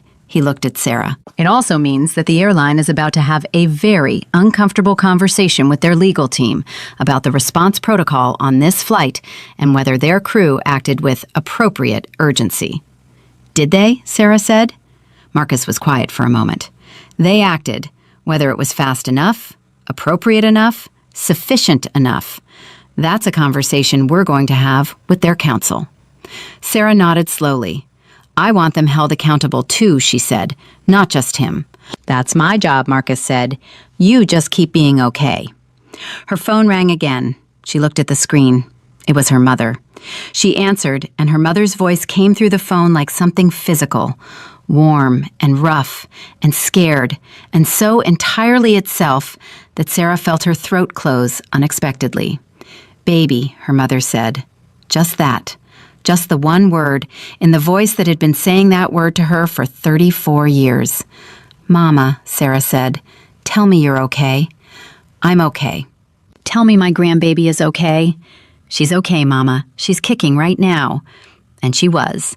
The baby, as if understanding that she was being discussed, delivered a slow, rolling kick that pressed against Sarah's palm, and Sarah pressed back, and the tears that had been held back since 30,000 feet arrived finally, without drama, just wet and quiet and necessary, running down her face while her mother talked. Michael watched his wife cry on the phone with her mother in a cleared-out airport lounge in Charlotte, North Carolina, 3 hours after a man had kicked her mid-flight for no reason other than that he could. And he felt something move through him that was not anger anymore. He had moved past the anger, through it and out the other side, into something colder and more useful and more permanent. Something that was going to be very patient and very thorough and was going to last exactly as long as it needed to last. He picked up his phone. He called a number he hadn't called in 3 years, a journalist he trusted, a woman named Dana who wrote for the Washington Post and who had covered his workplace discrimination case with accuracy and fairness when other outlets had gotten it wrong. She answered on the third ring. Dana, he said, I have a story for you, and I want you to have it first. Outside the lounge, down the terminal corridor, Craig Dowell was sitting in a plastic chair near baggage claim, with his carry-on bag at his feet and his phone in his hand. He had made 3 calls in the last hour. 2 of them had gone to voicemail. The third had been answered briefly and ended with the words, "We'll be in touch," in a tone that meant something closer to the opposite. He was looking at his phone now. And what he was looking at, what he kept returning to, with the compulsive horror of a person who cannot stop touching a wound, was the video of himself. 32 seconds, from an angle he hadn't known existed, doing something that, watching it now as a stranger might watch it, he could not find a version of the story in which he was not the person he appeared to be. 2.4 million people had watched it, and the number was still going up. His phone buzzed. It was a number he didn't recognize. He answered without thinking. Is this Craig Dowell? The voice was young, female, very fast. I'm calling from NBC News. Would you like to comment on the incident aboard Delta Flight 2247 this morning? Craig Dowell hung up. He sat in his plastic chair. He stared at the middle distance. And in the particular, heavy silence that followed, the full weight of the morning came down on him all at once. Not guilt, not yet. Maybe not ever in the way it should, but consequence. For the first time, clear and undeniable and as real as the 32 seconds of footage that was circling the globe without his permission, Craig Dowell understood that this was not going away. Not today, not tomorrow, not ever. Dana Reeves had been a journalist for 19 years. She had covered wars and elections and corporate collapses and the specific grinding machinery of American injustice in all its forms. And she had developed over those 19 years a finely tuned sense for the stories that matter. Not just the ones that trend, not just the ones that generate clicks, but the ones that land on something true about the country and refuse to let go of it. She had known Michael Taylor for 3 years, since the workplace discrimination case, and she had written about him then with the fairness he deserved and the accuracy he required. And when his name appeared on her phone screen at 12:47 on a Tuesday afternoon, she answered it without hesitation.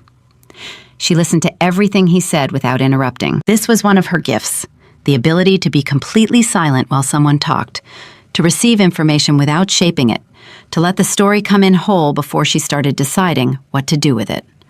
Michael told her everything from the beginning, and Dana listened, and when he finished, she was quiet for exactly 4 seconds. "I already have the video," she said. "I've been watching it since this morning. I was going to call you." "Then you know what happened." "I know what the video shows. Tell me what the video doesn't show." So he told her that too. The comment Dal had made when Sarah walked past him to the restroom, the way Sarah had come back to her seat with her jaw tight and her eyes careful. The fact that the first complaint to the flight attendant had resulted in a conversation with Dowell that produced nothing but a shrug. The fact that the airline's crew had responded, had tried, had ultimately diverted the flight. But that in the 40 minutes between the first verbal incident and the kick, a pregnant woman had sat in row 14 and absorbed a slow accumulation of hostility that everyone around her could feel, and nobody had stopped. "There's a window," Dana said, "between what the crew did and what they should have done." "Is that what you're telling me?" "I'm telling you that my wife said, 'Excuse me,' to that man 3 times, Michael said. 3 times she gave him the courtesy he had not earned. And every single time she did, he treated it as an invitation to do it again." Dana was writing. He could hear it. "What do you want from this story, Michael? And I'm asking you directly because I respect you enough to ask directly." He thought about that. He had been thinking about it, actually, since before they landed. In the way that a person thinks about something without knowing they're thinking about it. The background processing that produces an answer before the question is formally asked. "I want his name known," Michael said. "I want the airline's protocol examined. I want the officers who let him walk with a written notice to explain that decision on the record. And I want my daughter to be born into a world where someone, somewhere, has looked at what happened to her mother and said, out loud, in print, in a place that lasts, that it was wrong." Dana stopped writing. "That last part," she said. "Say that again." He said it again. "That's the story," she said. "Not just the video, not just the arrest or the lack of one. The daughter, the baby who was there and didn't have a choice about it." She paused. "Can I speak with Sarah?" Michael looked across the room. Sarah had finished her call with her mother and was sitting quietly with her phone in her lap, and she looked up when she felt his eyes on her, and he held the phone out and said, "Dana Reeves, Washington Post. She wants to talk to you." Sarah looked at the phone. Then she looked at her husband. "Is she good?" "She's the best I know," he said. Sarah took the phone. What happened in the next 23 minutes was not what Dana had expected, and Dana had expected quite a lot. She had expected a woman who was shaken and careful, who would give measured answers and defer to her attorney and speak in the calculated language of someone who has been coached. She had expected composure as a shield. What she got instead was Sarah Taylor, unshielded, thinking out loud, saying things that no communications consultant would have approved and that were precisely correct because of it. Sarah talked about what it felt like to be pregnant and black in a public space, the way other people's eyes moved over you and assigned you a category before you had said a single word. She talked about the specific exhaustion of being polite in the face of hostility, the energy it takes, the way it compounds over a lifetime until, on one particular morning, on one particular flight, it culminates in a shoe in your ribs, and the terror of not knowing whether your baby is okay. She talked about her daughter in the future tense, not as a victim, but as a person who was going to arrive in the world and be somebody, and how her mother was going to make sure the world she arrived in had been made to answer for something. Dana let her talk. She didn't steer, she didn't redirect, she just received it. And at the end she said, "Thank you, Sarah. I mean that." "Print it right," Sarah said. "I will," Dana said. And she meant it. Marcus had been on 2 calls simultaneously in the corner of the room during the entire conversation. And when Sarah handed the phone back to Michael, Marcus ended both calls and walked over with the expression of a man carrying news he is still sorting into categories. "The U.S. Attorney's Office," he said, "has officially opened a federal investigation. They've issued a request to Delta for all crew communications, the cockpit log, and the full passenger manifest for Flight 2247. They've also reached out to the Charlotte-Mecklenburg Police Department for the incident report from the officers who responded at the gate. He paused. The officer who made the decision to release Dowell with a written notice has been asked to provide a written explanation of that decision to his department's internal review. He's being reviewed, Michael said. They're calling it a routine review of officer discretion, Marcus said. I'm calling it what it is. Someone up the chain watched the video and made a phone call. Sarah leaned forward. What about Dowell himself? Where is he right now? As of 40 minutes ago, he was still in the terminal, Marcus said. His attorney, and yes, he has one now, retained within the last hour, has advised him not to speak to anyone and to go home. Whether he actually goes home is another question, because his home is in Charlotte, and Charlotte is where the federal investigation is based, and I suspect there will be a conversation with federal authorities before the end of the week. A conversation, Michael said, the same flat intonation he had used with Ron about Dowell being interviewed. A formal one, Marcus said, with subpoena power behind it. Michael looked at his wife. Sarah was processing this with the particular stillness of someone who is holding a complicated feeling and deciding what to name it. Not victory. It was too early and too incomplete for that. Not relief. Something more like the recognition of momentum, the sense that a thing that had been stationary and immovable was beginning, slowly, to move. What about the airline, she said. Marcus opened his briefcase and pulled out a single sheet of paper. Belta's regional legal team sent this 40 minutes ago. He held it up. It is a formal acknowledgement of the incident, an apology for what happened on the flight, and an offer. He set it on the table in front of her. She picked it up. She read it. She read it again. Then she put it down. No, she said. Marcus nodded, as though this was exactly what he had expected. I agree. The number is inadequate, the language contains liability waivers that I would never advise you to sign, and the speed with which they sent it tells me they're scared and not thinking clearly. He took the paper back. I'll respond this afternoon.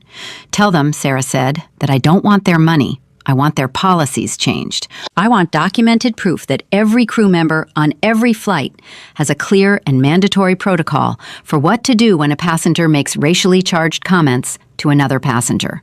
And I want that protocol to start at the first incident and not wait for a kick. Marcus looked at her for a moment. Then he wrote it down, word for word. Anything else?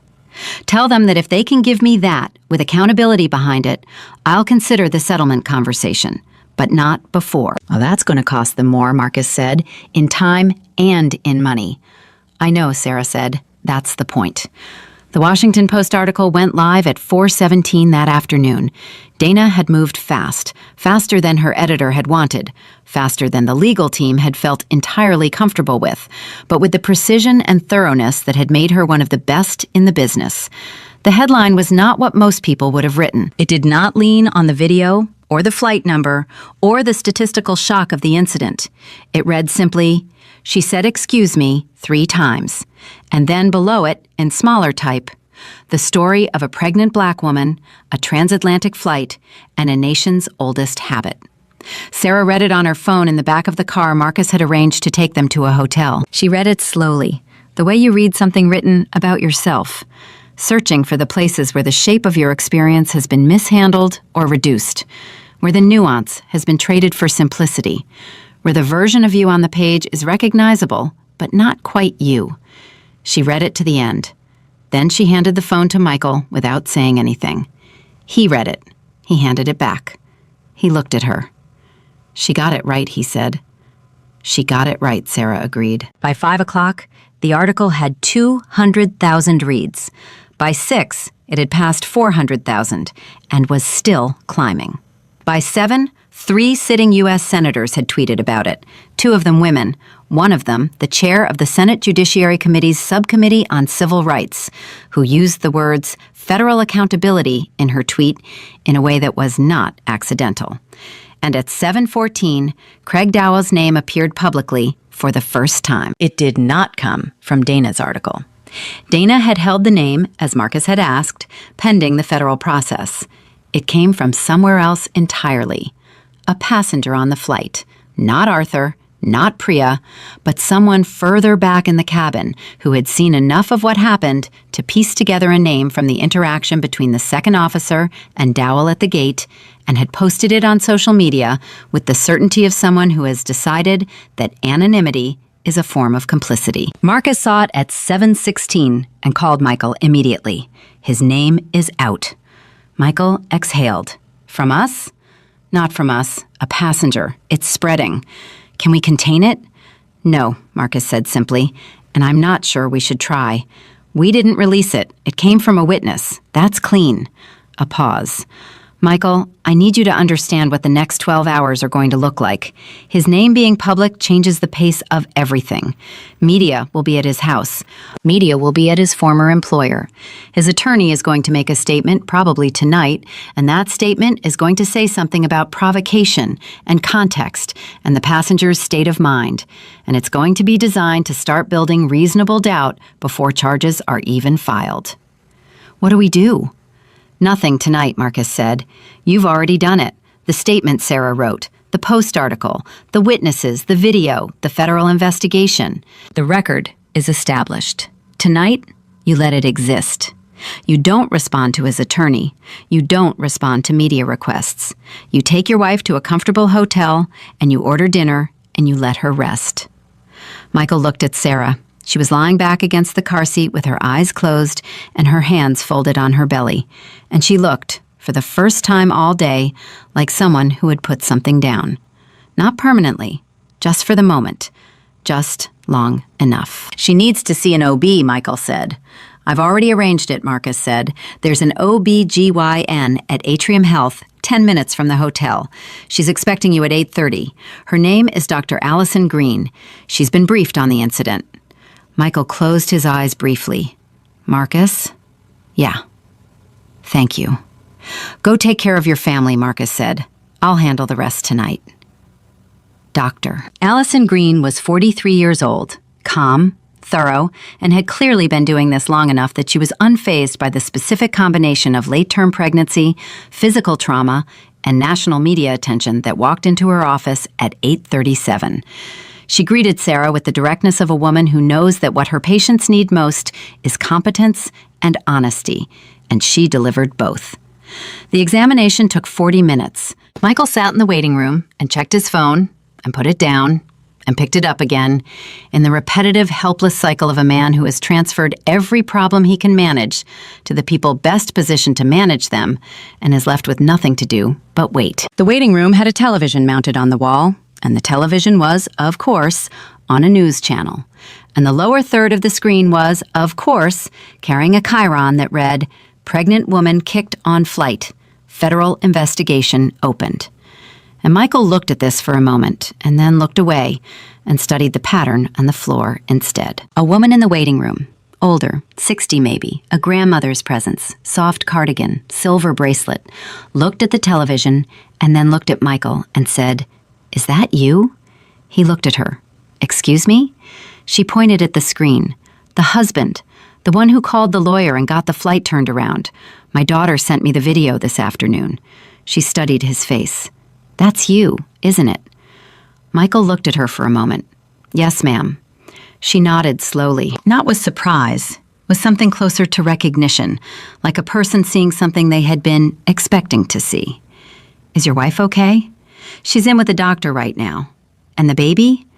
We're about to find out. The woman reached into her purse and produced a card, a small, handwritten card with a name and a phone number on it, the kind of card a person makes when they don't need to impress anyone. She held it out to him. My son is a civil rights attorney in Washington, she said. If you need more lawyers, you call him. He doesn't charge people like you. Michael took the card. He looked at it. Then he looked at her. People like me?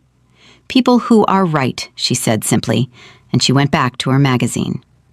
Dr. Green came out at 9:17 with the expression of a physician who is about to deliver a verdict and knows that the word she chooses first will determine how the next 60 seconds land. She chose the right word. Good, she said. Everything looks good. Michael stood up. His legs felt briefly uncertain beneath him, in the way that only happens when a tension you have been holding for hours is suddenly released all at once. The baby is perfect, Dr. Green said. Heart rate is strong, position is fine, no signs of premature labor. The force of the impact was significant enough to cause bruising to Sarah's ribs, and she'll be sore for several days. But the baby is well protected and showed no signs of distress. She paused. I want her to rest, real rest, horizontal, off her feet, minimal stress for the next 48 hours. I know that's going to be difficult given everything, but I need you to make it happen. I'll make it happen, Michael said. I also want to see her before she flies again. I don't anticipate any issues, but I want to clear her in person. Understood. And Michael? She used his first name the way Dr. Nguyen had used it on the plane, the way people use your name when they want you to actually hear what comes next. Take care of yourself, too. You've been running on adrenaline since this morning. That catches up. He nodded. He went in to get his wife. Sarah was sitting on the edge of the examination table, dressed, hands in her lap, and when he came through the door, she looked at him with the question in her eyes that she hadn't been able to ask out loud. He answered it before she said anything. She's perfect, he said. Sarah pressed both hands to her face. He crossed the room and stood in front of her, and she leaned her forehead against his chest, and he put his arms around her, carefully, the way you hold something you almost lost, and neither of them said anything for a long moment. Then Sarah said into his chest, I want to go to New York. We will, he said, not tonight. I know, but I want to go. I want to see Mama.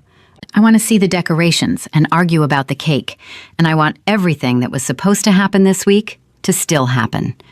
It will, he said, all of it. She lifted her head. Her eyes were red at the edges, but her face was steady. Promise me. I promise you, he said. They went back to the hotel. Marcus had arranged a suite. Not lavish, just quiet and private and away from the lobby, which had a news van parked outside it by the time they arrived. Michael got them in through a side entrance. He ordered food. Sarah ate more than he expected, which he took as the good sign it was. His phone did not stop. He turned it face down on the nightstand and ignored it, which was harder than it sounds after a day like the one he had lived, because every vibration against that nightstand was potentially something important. A development in the federal case, something from Marcus, something from Dana, something from the airline. His brain offered him 100 reasons to check it. He chose not to. Sarah fell asleep before 10. He lay beside her in the dark, one hand resting lightly near hers, and he listened to her breathe and felt the particular, exhausted stillness of a man who has spent an entire day doing everything he could and is now in the space after the doing, where you have to wait to find out whether it was enough. He thought about Dowell, not with hatred.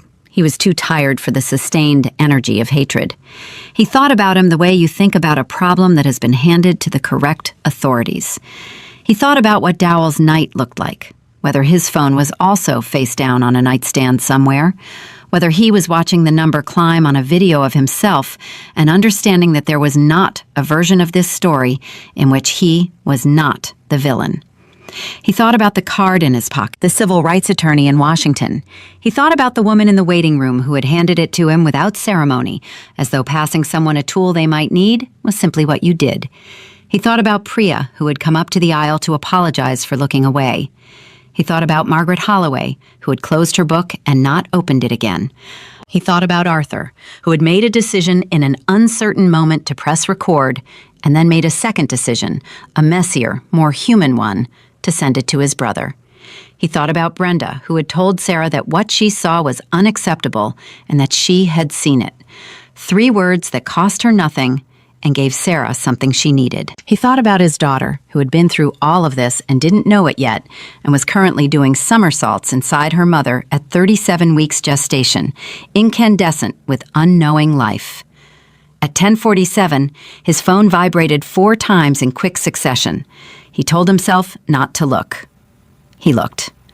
The first message was from Marcus. It said, "Turn on your television." The second was from Dana. It said the same thing. The third was from his sister in Memphis, who said, "Michael, are you watching this?" The fourth was from a number he didn't recognize with a 202 area code, Washington, D.C., that said only, Mr. Taylor, my name is Congressman James Whitfield. I'd like to speak with you tomorrow morning at your convenience about legislation that your wife's experience has made urgently relevant. Please call me at this number. Michael sat up. He reached for the remote. He turned the television on low so it wouldn't wake Sarah, and he found the news channel. And what he saw on that screen made him sit completely still for a long moment before he was able to process it. The anchor was speaking in the measured, urgent tone of a broadcaster, delivering something that had broken in the last hour. Behind her, the chyron had changed. It no longer read, "Federal investigation opened." It read, "Dowell arrested. FBI custody." Craig Dowell had been arrested at his home in Charlotte at 10:19 in the evening by agents from the FBI's Charlotte field office, operating under a federal warrant issued by the U.S. Attorney's Office for the Western District of North Carolina. The charge was federal assault on a commercial aircraft. He had been taken into custody without incident. His attorney had released a one-sentence statement saying his client would cooperate fully with the investigation and maintained that the incident had been misrepresented by the media. Michael stared at the screen. Then he turned the television off. He lay back down beside his wife. He did not wake her. He lay in the dark and he breathed, and he let what had just happened be real. Felt it settle into him the way real things settle. Not like a victory. Not like the end of something, but like the first solid step on a long road. A step that held. A step that didn't give way beneath him. Just ground. Solid ground. The kind you can build on. His daughter kicked. He felt it through the mattress, through Sarah's stillness, the small seismic fact of her. Present, strong, entirely herself. "I know," he said quietly, to no one but her. "I know." Sarah woke up before Michael did. That was unusual. Normally, he was the one lying awake in the gray pre-morning, running through lists in his head while she slept beside him, with the uncomplicated depth of someone who had decided that worry was a daylight activity. But this morning, she was the one who opened her eyes first, who lay still for a long moment listening to his breathing, who felt the full weight of the previous day settle onto her chest like something physical, and then, slowly, lift. She reached for her phone. It was 6:12 in the morning. She had 47 unread messages, and she scrolled through them without opening most of them, reading the preview lines the way you read the spines of books, enough to understand what's inside without committing to the whole thing. Messages from her sisters, a message from her colleague at work, 3 from people she hadn't spoken to in years, who had seen the video and felt moved to reach back across time. A message from her mother that said only, "I'm proud of you, baby. Call me when you wake up." And then one that made her stop scrolling entirely. It was from a woman named Celeste Morgan. The preview line read, "My name is Celeste. 7 years ago, the same man," and then the preview cut off. Sarah sat up. She opened the message.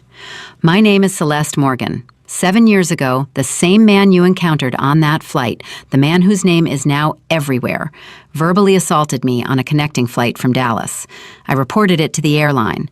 I was told it was a he said, she said situation, and nothing was done. I have kept that incident report. I have kept everything. Please contact me. I want to help." Sarah read it twice. Then she reached over and put her hand on Michael's shoulder. He was awake before she finished the motion. "What happened?" "Read this," she said, and held out her phone. He read it. He sat up. He read it again. Then he looked at her with an expression she recognized. The one that meant he was doing math, fast and silent, running the calculation of what this meant and what it changed and how it fit into the structure he had been building since yesterday morning. "How long ago did she send this?" he said. 2 in the morning. He reached for his own phone. "I'm calling Marcus." "It's 6:15. "I know," he said. He dialed anyway. Marcus answered on the second ring, which meant Marcus had also been awake. "I saw it," Marcus said before Michael could speak. "She messaged me, too, through the firm's website. I've already done a preliminary background check. Celeste Morgan, 41, Houston, Texas, works in healthcare administration. The incident she's describing is real. I found a complaint filed with the airline in 2017 that was closed without action. Her name is on it." Michael closed his eyes for a moment. When he opened them, they were very clear. "This is a pattern," he said. This is a documented pattern, Marcus said, which is different. One incident is an incident. Two incidents, same individual, reported to the same airline, one acted on and one buried. That is a pattern of behavior and a pattern of institutional failure. And that, Michael, is a very different lawsuit. Caller, Michael said. Already scheduled for 8 a.m. I want you and Sarah on the call. Sarah was already nodding. She had heard enough of Marcus's side of the conversation to understand. She looked at Michael, and something passed between them. Not just the recognition of momentum now, but something larger. The understanding that what had happened on that flight was not an isolated explosion of one man's cruelty, but a piece of something older and wider and more deliberate. And that what they were doing, the documentation, the federal complaint, the careful building of record, was not just about Craig Dowell. It had never only been about Craig Dowell. One more thing, Marcus said. Congressman Whitfield's office called my cell at 7 last night. They've been trying to reach you. He messaged me too, Michael said. 202 area code. He sits on the House Transportation Committee. He's been trying to get aviation civil rights legislation through for 2 years. He's using this case as the catalyst. Marcus paused. He's not wrong to. Set up a call, Michael said, this afternoon, after Celeste.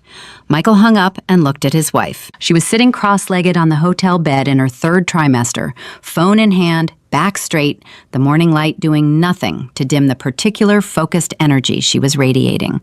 She looked like a woman who had slept 6 hours, survived something that would have broken most people, and woken up ready to finish what she had started. He had married exactly the right person. I want to talk to Celeste myself, Sarah said, before the call. Just us.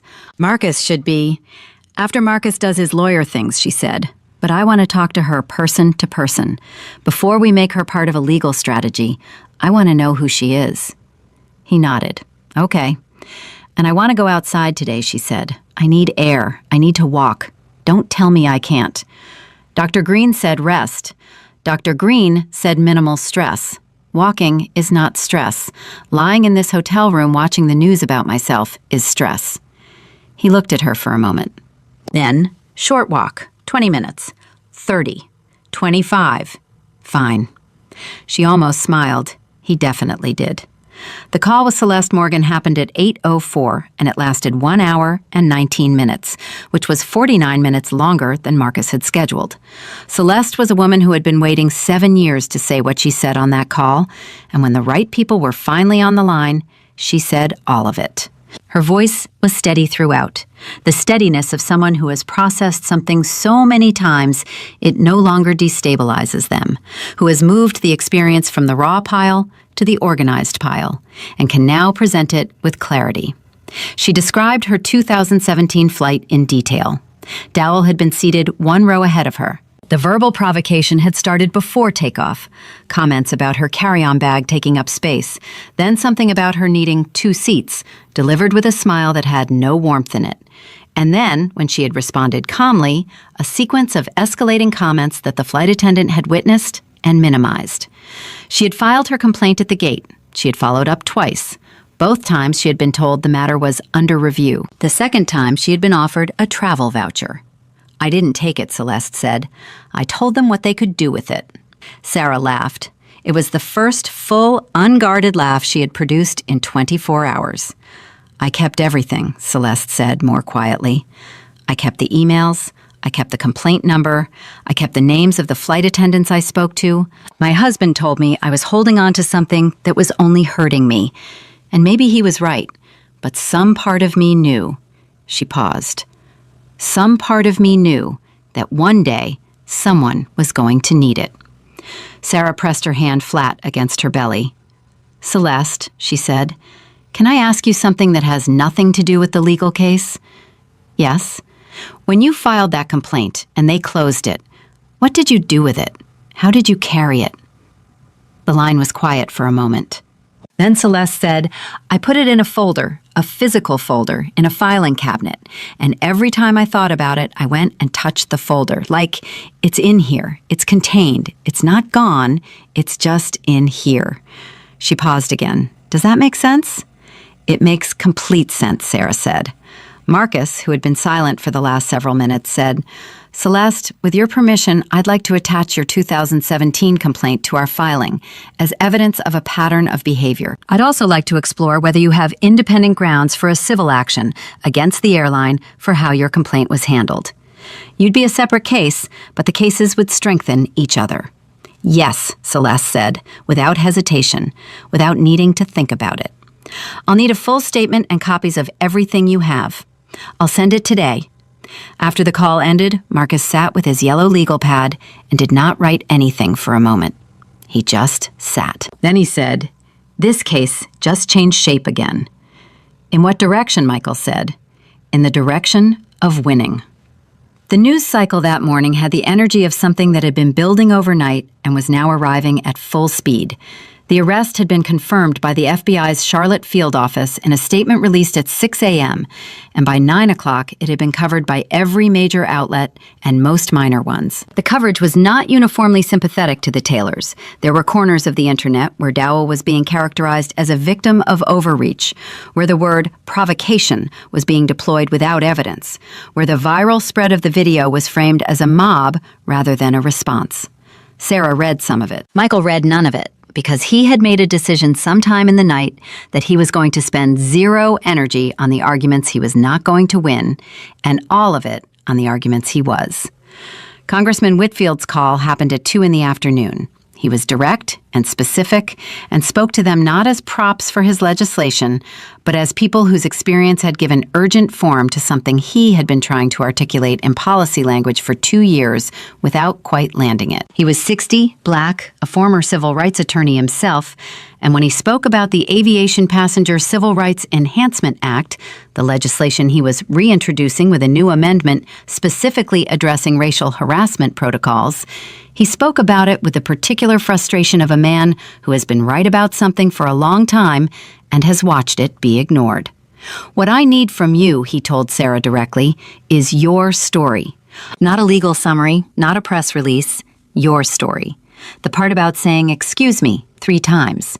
The part about the flight attendant response and what it was and what it wasn't. Congress needs to hear a human being say what you said to the Washington Post this morning, and it needs to hear it in a room where it cannot be scrolled past." Sarah looked at Michael. He looked back at her. "When?" she said. 3 weeks, Whitfield said. "Which I recognize is close to your due date." "My due date is 6 weeks out," Sarah said. 3 weeks is fine." "Sarah," Michael started. 3 weeks is fine," she said again. To Whitfield, clearly. And then she looked at Michael, and her expression said, "This is part of it. This is the part where she makes it mean something." He heard her. "We'll be there," Michael said. After the calls were done and the room was quiet again, they went for their 25-minute walk. Michael put his hand at the small of Sarah's back the way he always did when they walked together, and they moved through a park near the hotel slowly, without talking much, in the comfortable silence of people who have said everything that needed saying and are now just existing together.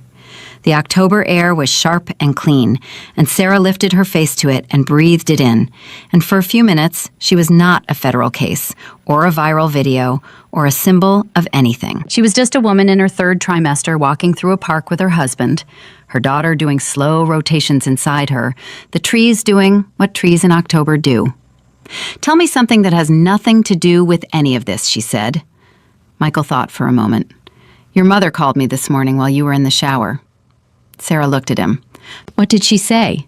"She said she has already purchased 17 items for the nursery, and she needs you to approve them before she ships them." Sarah closed her eyes briefly. 17. She said some of them are tasteful. Some. Her word. Sarah shook her head, smiling. "What else did she say?" He was quiet for a moment. "She said she has been praying for you every day of this pregnancy, and that yesterday she prayed harder than she ever has in her life, and that this morning she woke up and felt like the prayer had been answered." Sarah walked for several steps without responding. Then, "She says that every day." "I know," Michael said, "but yesterday she needed it to be true." Sarah reached over and took his hand. They walked the rest of the way in silence. The federal preliminary hearing for Craig Dowell was scheduled 12 days after the arrest. Marcus attended, Michael attended. Sarah did not, because Dr. Green had asked her to limit her activity in the final weeks, and because Marcus had told her, with honest frankness, that seeing Dowell in a courtroom before she was ready would cost her more than it would give her, and she trusted him enough to take that guidance. She stayed at her mother's house in New York. They had made it there, finally, 3 days after the incident, on a flight that the airline had arranged with a personal escort from gate to gate, and a flight attendant named Patricia, who checked on Sarah every 20 minutes and never made it feel like surveillance. The baby shower happened. 14 people crammed into her mother's living room. The decorations were yellow and white and somewhat overwhelming, and the cake was a 3-tier construction with edible flowers that Sarah had argued about via text for 4 days, and which was, in person, genuinely beautiful. Her mother cried twice. Her sister Diane gave a toast that went 6 minutes over the allotted time and made everyone cry anyway. Sarah sat in the center of all of it and let herself be surrounded and held and celebrated and loved. And she thought about the folder in Celeste Morgan's filing cabinet, and about Brenda on the plane who had said, "I saw it," and about Margaret Holloway who had closed her book, and about a young woman named Priya who had come up the aisle to apologize for something that wasn't her fault. And she understood that this room, this cake, this noisy, impossible love was the answer to all of it. Not the legal answer, the human one. The preliminary hearing resulted in Dowell being formally charged with federal assault on a commercial aircraft. His attorney entered a not guilty plea. The judge set bail and imposed a travel restriction. Marcus called Michael from the courthouse steps and delivered this information in the flat, practiced tone of a man who has been delivering legal news for long enough to know that controlled delivery is a form of respect, that people in hard situations deserve accurate information, not performance. "What's the timeline for trial?" Michael asked. 8 to 14 months, Marcus said. Standard federal pace. We stay ready, we stay documented, and we let the process work. And the airline? Delta's legal team came back this morning with a revised proposal. The number is better. More importantly, they have agreed in principle to a policy review, an independent audit of their harassment response protocols with mandatory retraining at the crew level, completed within 1 year with results published publicly. He paused. Sarah's condition about the policy change. They agreed. Michael was quiet. "That's not nothing," Marcus said. "That's actually significant, because it means the next woman who says excuse me on a Delta flight to someone who shouldn't have made her say it, she has a protocol behind her." Michael thought about that, about the woman who didn't exist yet, about the flight that hadn't happened yet, about the crew member who would be trained differently because of 31 weeks and a kick and a husband who stood up with his hands open. "Tell them we'll review it," he said. "I'll call this afternoon." 3 weeks after the baby shower, 2 days ahead of his scheduled testimony, Michael got a call from Marcus that he did not expect. "Dowell's attorney contacted me this morning," Marcus said. Michael went very still. "And?" "He wants to discuss a plea." The silence lasted long enough for Marcus to say, "Michael, are you with me?" "I'm with you," Michael said. "What kind of plea?" "Guilty to the federal assault charge. In exchange, the prosecution agrees to recommend a sentence at the lower end of the guidelines. His attorney is trying to avoid trial." "Why now?" "Because of Celeste," Marcus said. "Because her 2017 complaint was attached to the filing last week, and his attorney read it and did the math. A jury that knows about 2017 is a very different jury than one that doesn't." He paused. "Also, I think Dowell has been watching the congressional coverage."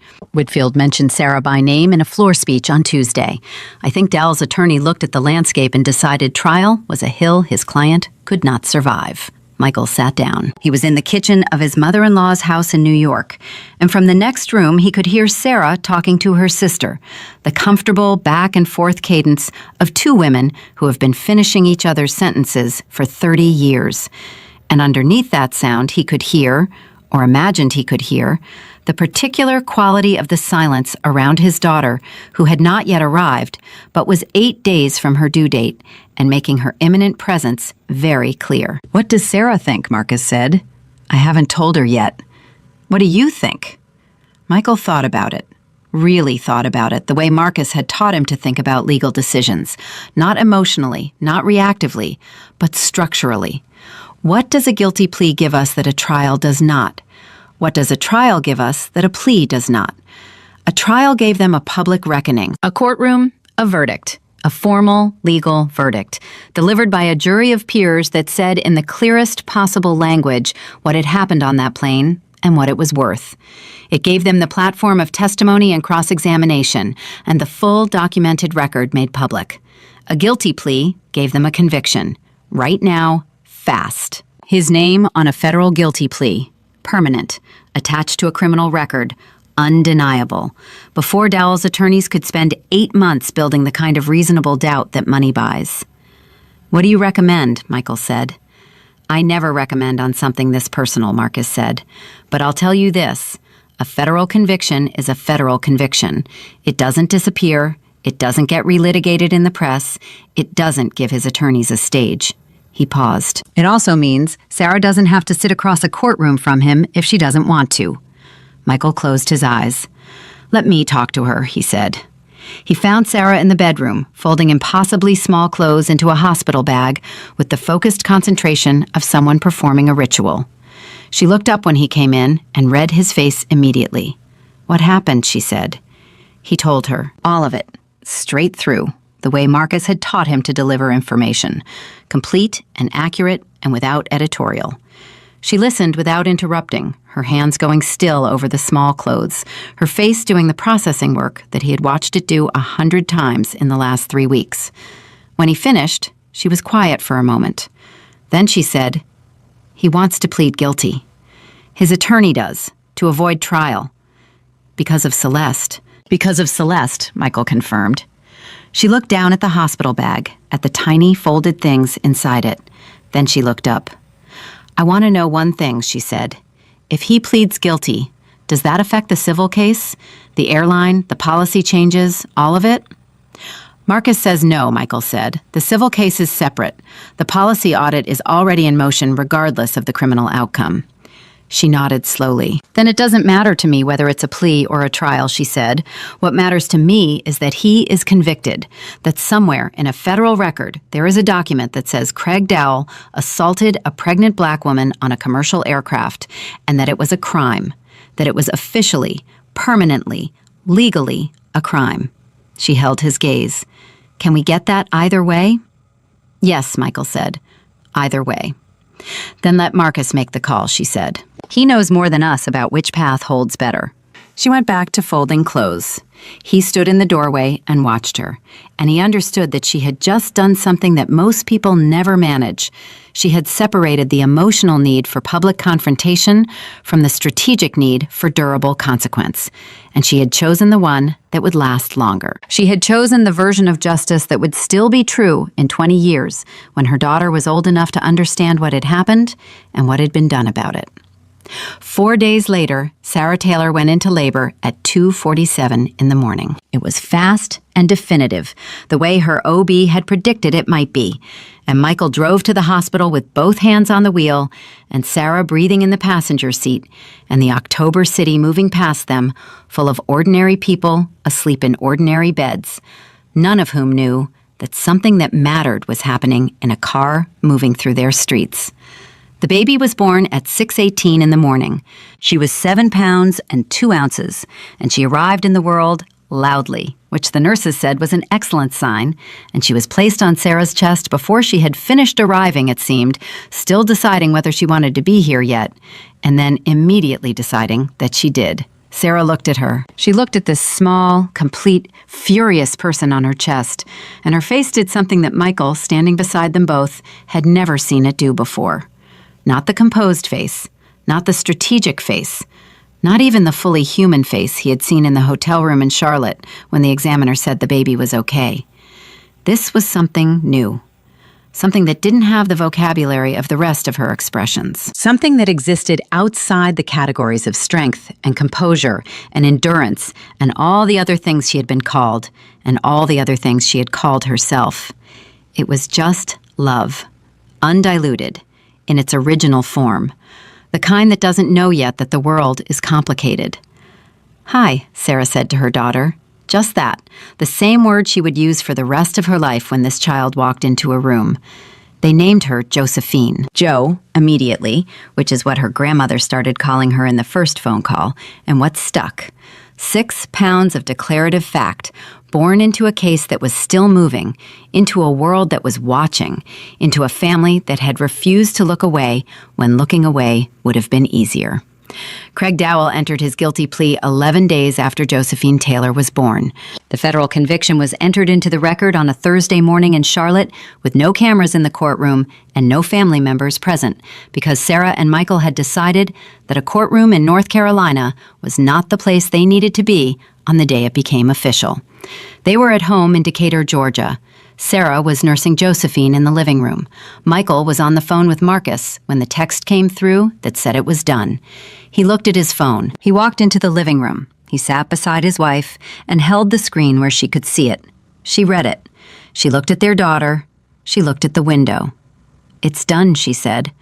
"It's done," he said. Congress passed the Aviation Passenger Civil Rights Enhancement Act 7 months later, with an amendment officially titled the Sarah Taylor Provision, which mandated specific crew training protocols for incidents of racial harassment on commercial flights and established a federal reporting requirement that made closed without action resolutions like Celeste Morgan's 2017 complaint illegal. Sarah testified twice, once before the House Transportation Committee and once before the Senate. And both times she told the same story, and both times she ended it the same way, with the same sentence she had written at the end of her statement on the floor of a Charlotte airport lounge while her attorney watched and her husband waited and her daughter moved inside her.